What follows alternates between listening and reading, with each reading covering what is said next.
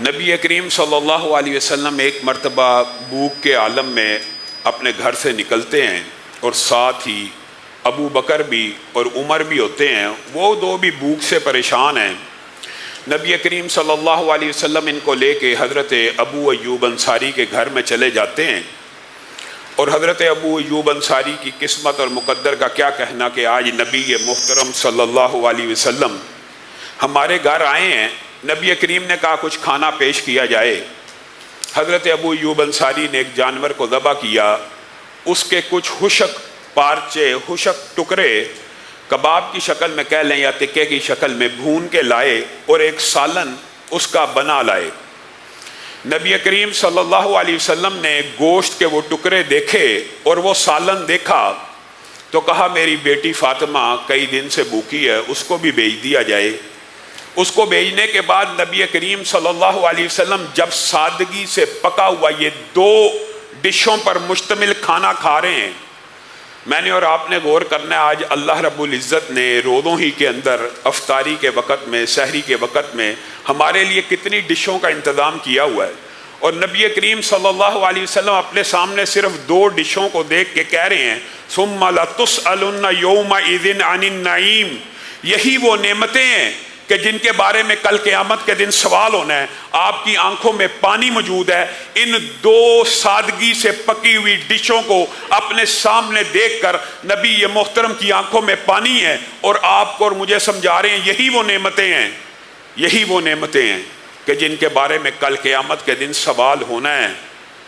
اور جو حدیث کے الفاظ ہیں وہ انہی نعمتوں کے بارے میں ہیں کہ کوئی قدم قیامت کے دن ہل نہیں سکے گا کہ عمر کہاں گزاری، جوانی کہاں کاٹ کے آئے، کہاں سے کمایا اور کہاں خرچ کیا، لیکن میں اور آپ روزے آئے روزے چلے گئے، زندگی میں کوئی انقلاب نہ آیا، زندگی میں کوئی تبدیلی نہ آئی۔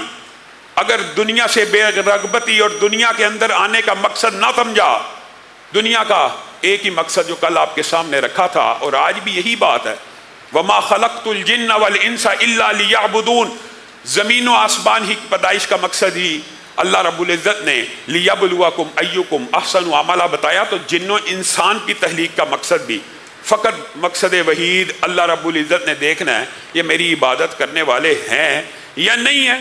اگر اللہ رب العزت کا خوف اس روزے نے، اس رمضان نے ہمارے دل میں نہیں ڈالا تو آپ سمجھیں میں اور آپ روزوں کے فلسفے سے غافل ہو گئے۔ اور ایک اسرائیلی روایت کے اندر اور اسرائیلیات کے حوالے سے آپ کو یہ علم ہونا چاہیے کہ ان کو بیان کرنا درست ہے، ان کی تصدیق اور تکذیب کے حوالے سے خاموشی بہتر ہوتی ہے۔ حضرت عیسیٰ کی ایک روایت اسرائیلیات میں ملتی ہے اور جو عقل اور منطق کے بڑی قریب ہے، اور اگر صرف عقل منطق اور فلسفے سے سمجھی جائے تو بھی کافی ہے۔ حضرت عیسیٰ کو حالت کشف میں دنیا ایک بوڑھی عورت کی شکل میں دکھائی گئی، تو حضرت عیسیٰ نے اس سے سوال کیا تیرے کتنے خاوند ہیں؟ کہا خاوند تو اتنے لاتعداد ہیں کہ میں گنتی بھی نہیں کر سکتی۔ کہا پھر کیا ہوا؟ طلاق ہوئی کہ فوت ہوئے؟ تو اس بڑھیا نے جو دنیا کی شکل میں حالت کشف میں حضرت عیسیٰ کے پاس آئی کہنے لگی سب کو مار ڈالا، سب کو مار ڈالا۔ حضرت عیسیٰ کہنے لگے وہ کتنے بے وقوف اور جاہل لوگ ہیں کہ سب کو علم ہے کہ تو نے کسی کو باقی نہیں چھوڑنا، لیکن پھر بھی تیرے ساتھ جی لگاتے ہیں اور تیرے ساتھ زندگی بتاتے ہیں اور تیرے ہی پیچھے پڑے رہتے ہیں، حالانکہ تو نے ان میں سے اپنے کسی ایک خامد کو بھی نہیں چھوڑا۔ بے وقوف ہے انسان، وہ انسان بے وقوف ہے۔ اور نبی کریم صلی اللہ علیہ وسلم صحابہ کو ڈرایا کرتے تھے یا ایھا الذین آمنوا قوا انفسکم واہلیکم نارا۔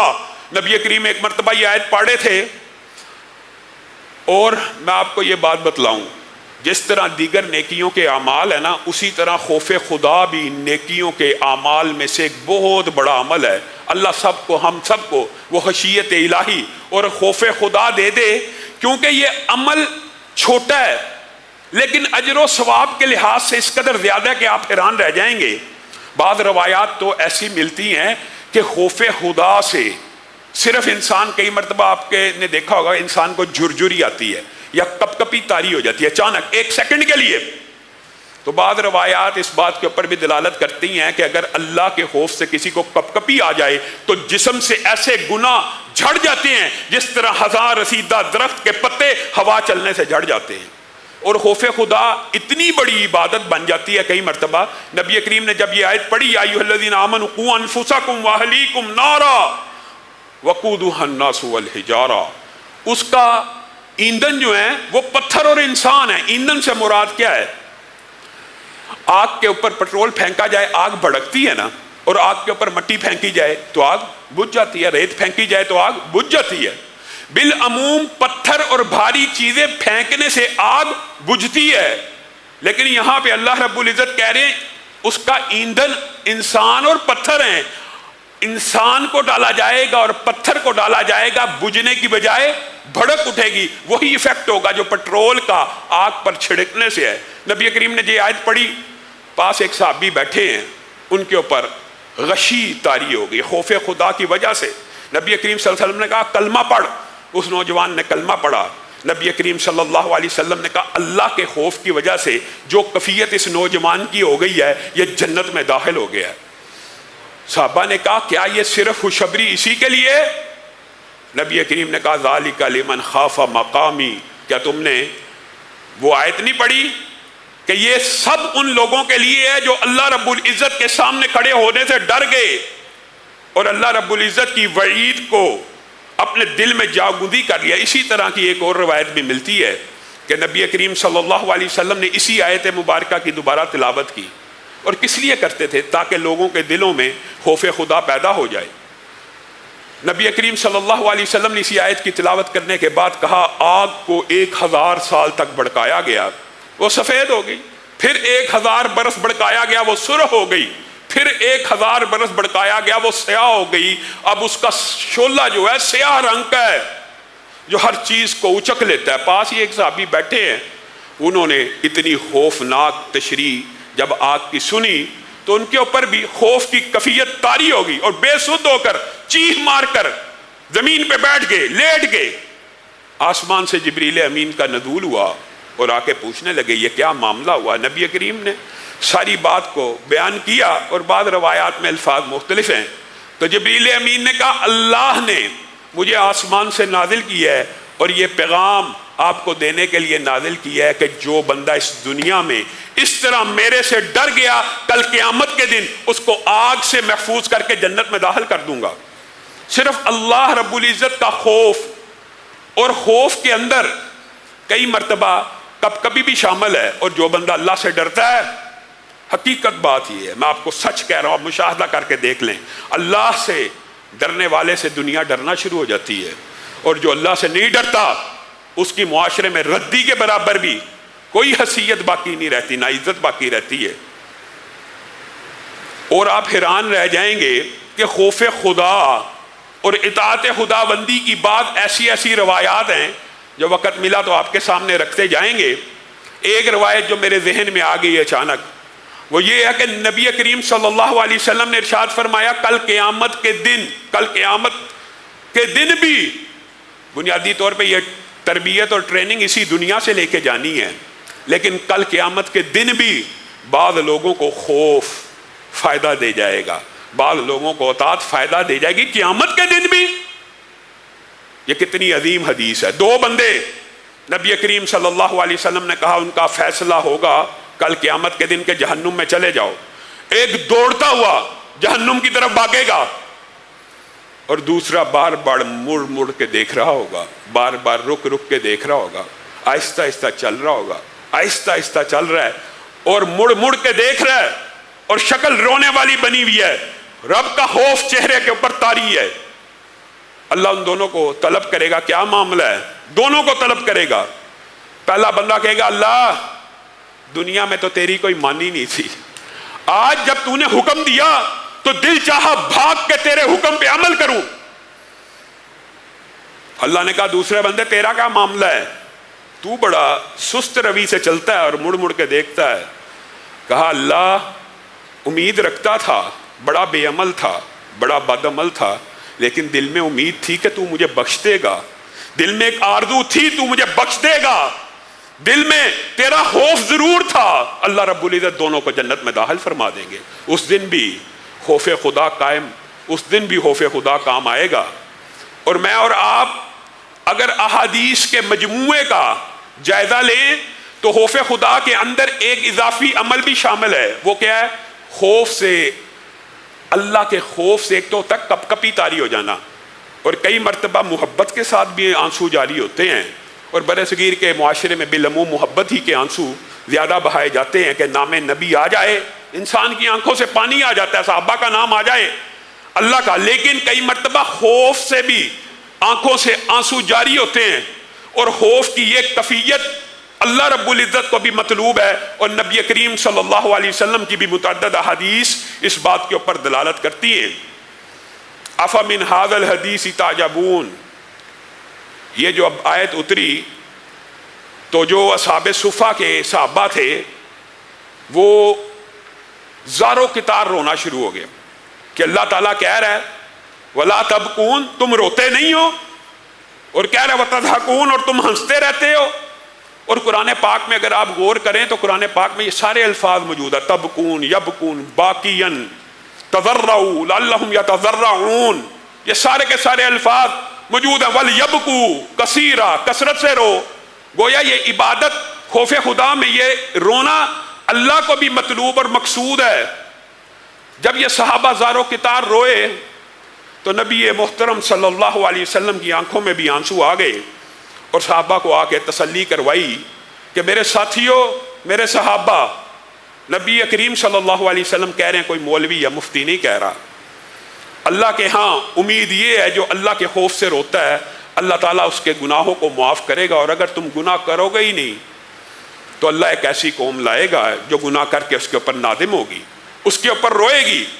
اور اگر آپ باقی احادیث کو دیکھیں تو یہ صحیح احادیث سے بات ثابت ہے، اور اس باب میں بعض روایات ضعیف بھی ہیں، لیکن جب صحیح احادیث سے کوئی بات ثابت ہو جائے تو ان کی تائید میں ضعیف حدیثوں کو بھی بیان کیا جا سکتا ہے۔ صحیح حدیثیں موجود ہیں، نبی کریم صلی اللہ علیہ وسلم نے فرمایا دو قطرے اللہ کو بڑے محبوب ہیں، ایک خون کا وہ قطرہ جو اللہ کے راستے میں گر گیا، میدان جہاد میں مسجد کے لیے نماز پڑھتے ہوئے آتے ہوئے ایکسیڈنٹ ہو گیا، خون کا قطرہ گر گیا، اللہ کی راہ میں گرنے والا خون کا قطرہ، شاید اس کی سکت تو ہم نہیں رکھتے۔ جہاد کے اوپر ویسے پابندی ہے پوری دنیا میں، جہاد کا کوئی نام لے مولوی اس کو اٹھا کے لے جاتے ہیں، لیکن جو دوسرا قطرہ ہے وہ بہانے میں کیا عذر مانے ہیں، کیا چیز مانے ہیں؟ اللہ کی قسم کثرت سے گریہ زاری، نوحہ، بلکہ بعض محدثین نے تو یہ بھی لکھ دیا کہ حضرت نوح کا نام نوح اس لیے پڑا تھا کہ اللہ رب العزت کی بارگاہ میں آ کے زارو کتار رویا کرتے تھے۔ وہ دو قطرے اللہ کو بڑے پسند ہیں، ایک وہ قطرہ جو خون کا اللہ کے راستے پہ گرا، اور دوسرا جو آنکھ سے نکلا، کس کے لیے؟ اللہ کے خوف میں، اور زمین پہ گر گیا۔ اور دیگر روایات کے الفاظ آپ سن کے حیران رہ جائیں گے، وہ آنسو جو زمین میں جذب ہو گیا، اس بندے کو کبھی بھی آگ نہیں چھوئے گی یہاں تک کہ وہ قطرہ زمین سے واپس نہ لے لیا جائے۔ کیا جذب ہونے کے بعد واپس لیا جا سکتا ہے؟ اور دوسری روایت جو اس کی تصدیق کرتی ہے، جب تک دودھ تھنوں میں واپس نہ چلا جائے اس وقت تک بندہ آگ میں داخل نہیں ہوگا۔ بتائیے وہ کون سی عبادت ہے؟ وہ کون سی عبادت ہے کہ ایک قطرہ زمین پہ گرا ہے، بندہ جہنم سے ایسے محفوظ ہو گیا کہ دودھ تھنوں میں جب تک واپس نہ جائے یا زمین سے یہ قطرہ واپس نکل نہ آئے۔ اسی لیے بعض روایات کے الفاظ یہ بھی ہیں کہ جہنم کے اوپر سے، پل صراط کے اوپر سے جب آنسو بہانے والے، دنیا میں رونے والے، گریہ زاری کرنے والے اللہ کے خوف کی وجہ سے جب وہاں سے گزر رہے ہوں گے تو جہنم پکار اٹھے گی، جہنم پکار اٹھے گی، گزرو گزرو، تیزی سے گزرو، تمہاری آنسوؤں نے میری آگ کو ٹھنڈا کر دیا ہے۔ یہ آنسو آگ کو ٹھنڈا کرنے والے، اللہ کے غضب کو ٹھنڈا کرنے والے، اللہ رب العزت کی بارگاہ میں آ کے رو گڑ گڑاؤ۔ اور یہ صرف انبیاء کا شیوا نہیں تھا، اولیاء کا، یہ صحابہ نے بھی بعض ایسی باتیں کی ہیں۔ اور جب کوئی صحابی غیب کے بارے میں کوئی بات کرے نا، حضرت ابو موسیٰ اشعری کی یہ حدیث آپ نے سنی ہوگی کہ دنیا میں رو لو، دنیا میں رو لو، صحابی رسول کہہ رہے ہیں، ورنہ قیامت کے دن خدا نہ خواستہ کہنے والا یا سننے والوں میں سے کوئی ایک بھی جہنم میں چلا گیا، اللہ ہم سب کو محفوظ کرے، اے اللہ ہم سب کو محفوظ کرے۔ زندگی کا مقصد ہی یہی ہے، اس آگ سے بچ جایا جائے، اس جہنم سے بچ جایا جائے۔ اللہ کہنے والے کو اور سب سننے والوں کو محفوظ کرے۔ کہتے ہیں اگر کوئی ایک بھی چلا گیا، دنیا میں آنسو بہا لو، اگر تم میں سے کوئی ایک بھی جہنم میں چلا گیا تو وہاں خون کے آنسو بہائے گا، اور اتنے بہائے گا ان خون کے آنسوؤں سے ندیاں بن جائیں گی، اور ان ندیوں میں اگر تم کشتی چلانا چاہو گے چل جائے گی۔ ایک بندے کے آنسو اتنے زیادہ ہوں گے۔ اور جب امور غیبیہ کے اندر سے صحابہ کسی چیز کو بیان کریں تو طلباء تو یہ بات جانتے ہیں، لیکن آپ کو بھی سمجھ لینی چاہیے، وہ حکماً مرفوع ہوتی ہے۔ گویا انہوں نے نبی کریم کے ساتھ بات منسوب تو نہ کی، لیکن یقینی اور بدیہی طور پہ انہوں نے نبی کریم سے سنی ہوگی، ورنہ قیامت کے احوال کو اپنی طرف سے کیسے بیان کر سکتا ہے کوئی صحابی؟ تو یہ حدیث حکماً مرفوع بھی ہوتی ہے۔ اور اسی لیے بعض صحابہ نے، پہلے میں آپ کے سامنے 3 روایتیں رکھوں گا اور پھر چوتھی کی تائید میں کچھ بات کر کے اپنی بات کو ختم کروں گا۔ نبی کریم صلی اللہ علیہ وسلم اور بنیادی طور پہ اللہ بھی انسان سے یہ چاہتا ہے کہ بندہ خوف خدا میں روئے، اور اپنے آپ پہ یہ کیفیت طاری بھی کرنی چاہیے۔ یہ کیفیت کئی مرتبہ ایسا ہوتا ہے کہ عبادات کئی مرتبہ انسان کو وہ لطف نہیں دیتی جب تک انسان ان کو اپنے اوپر طاری نہ کرے۔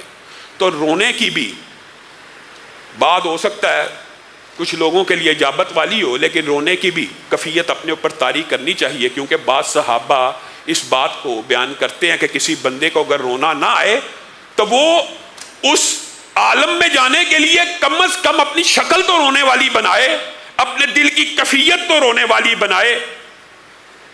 مقصود یہ ہے کہ رونا اللہ رب العزت کو اپنی بارگاہ میں پسند ہے، اسی لیے نبی کریم صلی اللہ علیہ وسلم نے ارشاد فرمایا کہ جو بندہ اتنا روئے، یہ مختلف احادیث ہے جن کا مفہوم آپ کے سامنے رکھ رہا ہوں۔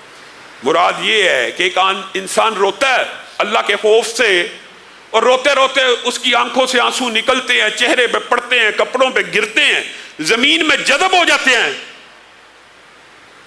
اس بندے کے اوپر جہنم کی آگ اس وقت تک حرام ہے جب تک دودھ تھنوں میں واپس نہیں جاتا۔ گویا آنسو کا قطرہ زمین پہ گر کے جذب ہو گیا، اس بندے کے اوپر جہنم کی آگ کو اللہ نے حرام کر دیا۔ دوسرا بندہ وہ ہے جو اتنا نہیں رو سکتا، اس کا دل تھوڑا سخت ہے، اس کے دل میں کچھ، آپ یہ سمجھ لیں کہ اس کا دل کچھ شقی القلب ہے، کچھ سخت دل بھی ہوتے ہیں لوگ، تو کیا وہ اللہ کی رحمت سے مایوس ہو جائیں؟ رمضان کا مہینہ آیا گزر گیا، جہنم سے آزاد نہ ہوئے، فائدہ کیا ہوا اس رمضان کا؟ تو نبی کریم صلی اللہ علیہ وسلم نے بھی اور اللہ نے بھی تخفیف کرتے ہوئے ان کو بھی خوشخبری سنا دی ہے۔ جو بندہ اتنا روئے کہ آنسو صرف چہرے پہ گرے، آنسو صرف بدن پہ گرے، زمین پہ نہ بھی گرے، اس کے اوپر بھی اللہ رب العزت نے جہنم کی آگ کو حرام کر دیا۔ اور صرف حرام ہی نہیں کیا، بلکہ اگر آپ 7 عرش کا سایہ پانے والی حدیث کے اوپر غور کریں تو ان میں سے ایک شخص یہ بھی ہوگا جو اللہ کے خوف کی وجہ سے رو پڑا اور اس کی آنکھیں بہہ پڑی۔ یہاں پہ زمین پہ گرنے کے الفاظ موجود نہیں ہیں، یعنی صرف چہرے پہ پڑا اور کپڑوں پہ گرا بس۔ اور بعض روایات آپ کو پتہ نا، جسم کے جس حصے پہ آنسو لگ گیا اس کو کبھی جہنم کی آگ چھو بھی نہیں سکتی۔ صحابہ زاروں کتار رویا کرتے تھے، حضرت عمر اتنا روتے تھے، کئی مرتبہ ان کے بارے میں آتا ہے حضرت عمر کے بارے میں، حضرت عمر جیسا جلیل القدر صاحب بھی اتنا روتے تھے کہ رونے کی وجہ سے بیمار پڑ جاتے ہیں، رونے کی وجہ سے، غم کی وجہ سے، آخرت کی فکر کی وجہ سے۔ حضرت علی کے بارے میں آتا ہے کہ حضرت علی رات کی تنہائیوں میں کروٹیں لے لے کر بستر کے اوپر گزارتے تھے، کروٹیں لے لے کر، صرف اللہ کے خوف کی وجہ سے۔ اور کوئی ایسا بندہ بھی تو ہو سکتا ہے نا جس کے اتنے آنسو نہ ہو کہ کپڑوں پہ گر جائیں یا چہرہ بھر جائے، تو کیا وہ اللہ کی رحمت سے نا امید ہو جائے؟ ہرگز نہیں۔ سنن ابن ماجہ کی حدیث ہے کہ کوئی بندہ اتنا نہیں روتا کہ زمین پہ آنسو گرے، اور اب زمین پہ آنسو گرنے کی فضیلت کو سمجھ چکے ہیں، جہنم سے آزادی کا پروانہ ہے، رونا چاہیے۔ رمضان آیا، دل کھول کے روئیں، کس کے سامنے؟ اللہ کے سامنے۔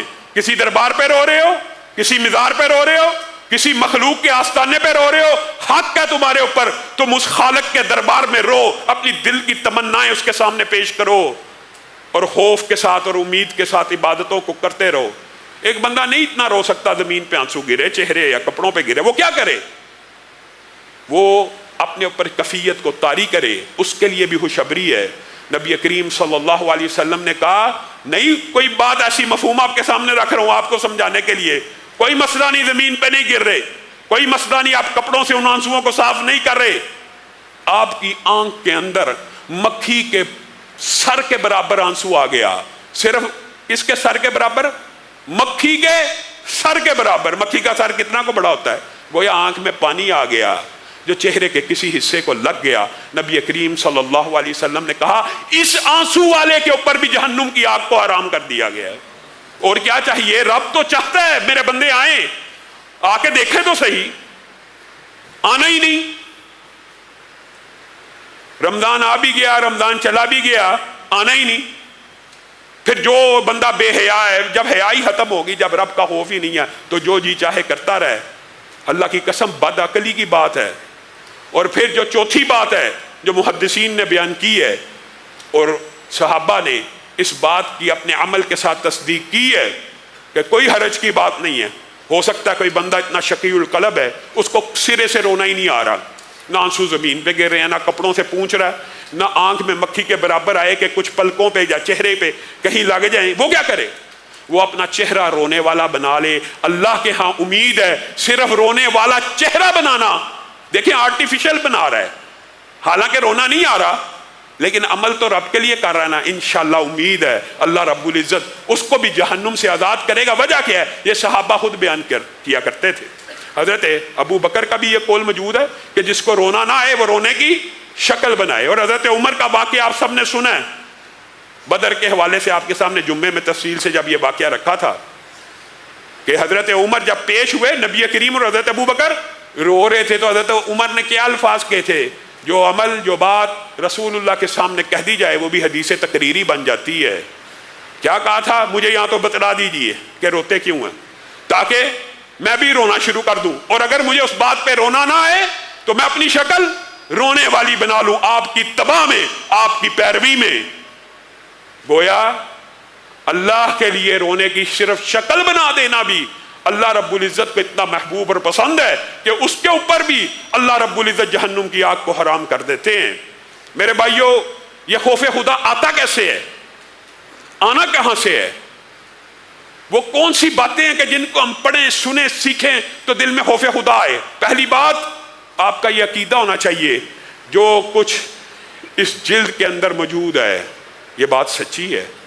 اگر آپ کا یہ عقیدہ بن جائے گا یہ بات سچی ہے تو پھر آپ جہنمیوں کے حوال پڑھیں گے تو اللہ کی قسم آنکھیں بہہ پڑیں گی۔ ابھی وہ وقت نہیں آیا مومنوں کے اوپر کہ ان کے اوپر یہ آیات پڑھی جائیں اور ان کے دل کانپ نہ اٹھیں اور وہ رو نہ پڑے اور وہ سجدوں میں نہ گر پڑے۔ یقین آئے گا۔ اگر یقین ہے تو ان آیات کا مطالعہ کیجیے، عذاب کا، فکر آخرت کا، جہنم کا۔ اور پھر حدیث کو جو بندہ وحی الہی نہیں سمجھتا وہ بے ایمان ہے، اس نے دین کے حصے کا انکار کر دیا۔ حدیث بھی اسی طرح اوتھینٹک ہے جس طرح یہ قرآن اوتھینٹک ہے، تو حدیث سے بھی کیسے خوف خدا آئے گا؟ پھر اس کے لیے دو ابواب ہیں، ایک ہے یاد موت، موت کو ہر وقت یاد کرنا، اور یہ رسول اللہ کی اس بارے میں کثرت سے حدیثیں موجود ہیں۔ اور دوسری بات عالم برزخ، قبر، عذاب، جہنم۔ انشاءاللہ اسی حوالے سے چند گزارشات کو آپ کے سامنے رکھیں گے کہ خوف خدا جو اس رمضان کا مقصد ہے، جو رمضان ہم سے چاہتا ہے، جو روزہ ہم سے چاہتا ہے، وہ کن امور کو یاد کر کے رسول اللہ نے وہ دو باتیں، ایک موت کے حوالے سے اور ایک قبر کے حوالے سے جو کثرت سے بیان کی ہیں، کوشش کریں گے ان دو باتوں کو آئندہ آنے والے دروس میں آپ کے سامنے رکھیں۔ اللہ رب العزت جو کہا گیا، جو سنا گیا، اس کو سمجھنے کی توفیق عنایت فرمائے۔ بہت سے ساتھیوں نے دعاؤں کا کہا ہے، آپ سب ساتھی دعا کریں کہ جتنے بیمار ہیں اللہ تعالیٰ ان کو شفائے کاملہ عاجلہ نصیب فرمائے۔ اللہ ہم سب کو رزق حلال فراہ نصیب فرمائے۔ سبحان ربک رب العزت عما یصفون۔